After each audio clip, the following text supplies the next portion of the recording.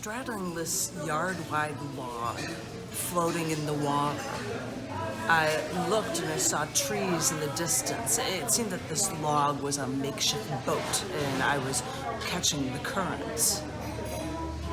It didn't surprise me that this log was not spinning with me on it. That this log that I could see for at least 10 yards in front of me, it didn't turn around. But others were on it.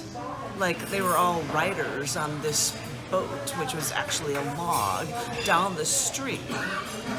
I didn't wonder why I was here, or where these people were, who these people behind me were, or where I even was. All that was stuck in my head was this massive jet stream of water lifting the front of my log boat.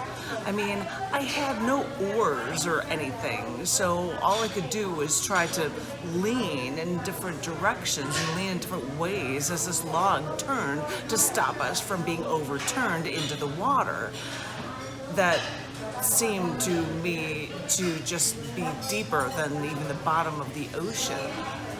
I only hoped that my log/boat mates behind me knew to lean forward at the front of the log, started to turn over to 60 degrees, and then from sea level, and then they'd lean to avoid turning this log or falling off. Then the log started to turn. That was a poem called Jet Stream of Water, Dreams 3/19/19 from the Down in the Dirt book Eclipsed from February 2021, which is a brand new issue of Down in the Dirt magazine. And I just thought I would read that for you. Why the heck not? I'd like to read maybe one or two more while I'm here at Johnny Carino's hanging out. I hope everyone is having a good time. But this one is a poem that is titled Just the Right Words. You might think that mathematicians and science geeks aren't creative, but those are the guys who theorize all those crazy ideas. I mean, one of those science dorks had come up with a Big Bang theory, which no evidence to back it up.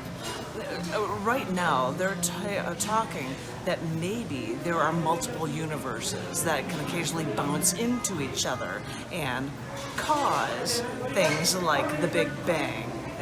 That's the kind of stuff that these now straight from the minds of these dorky people, this comes straight from the minds of some of those mathematicians and science types in the first place. So I made a point to read the news today, an article that, in lieu of one-sentence summaries of research proposals, some scientists are substituting a haiku. They call it a sci-coup. I now hear that since I've written a poem for every element in the periodic table, that these journals Science is recently publishing a collection of haiku about the periodic table.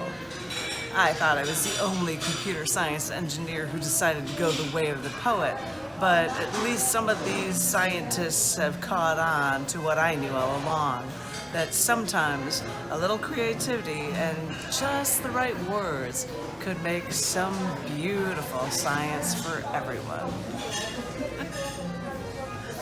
Okay, I think I'm going to end with one one-page poem for you guys. It is the second to last poem in this book, and it is called Xylograph. My story must be free. Brace yourselves. No one ever thinks of how I feel. Artists, philosophers, novelists, they all think nothing of me, and they use me until they destroy me. They pay no matter to me, no notice of me, unless I can serve their selfish purposes. They give me no regard, and then they take a razor to me, peeling me away until they can use me to their own ends. after smearing me all over their pages, and then they rub away parts of what I have left until they find that what they have splattered is to their liking. They're taking my blood. They're taking my blood, what is deep inside me, smearing it around into something altogether unholy. And all this time, I want to share my story with the world, how I cannot, though, sculpt what is inside of me in a way that the rest of the world would ever understand.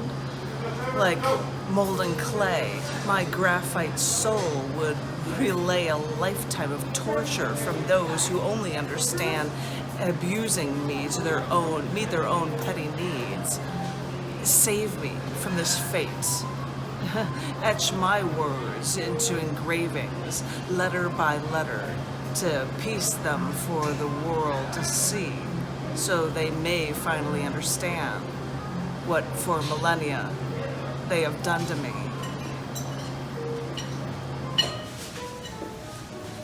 That's a poem about a pencil.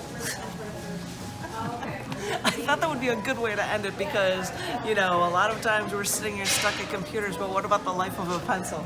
I hope everybody is hanging in there.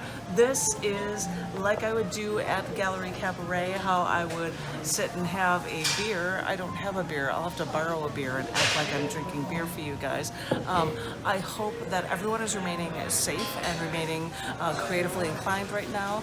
And stay tuned for more readings from Recent Scars Publications books. I hope all of this turns around really soon. Know that you're loved and you're safe out there, and stay good, stay safe, as I said, stay creatively inclined, and thank you all so very much. I will talk to you guys very soon. Thank you.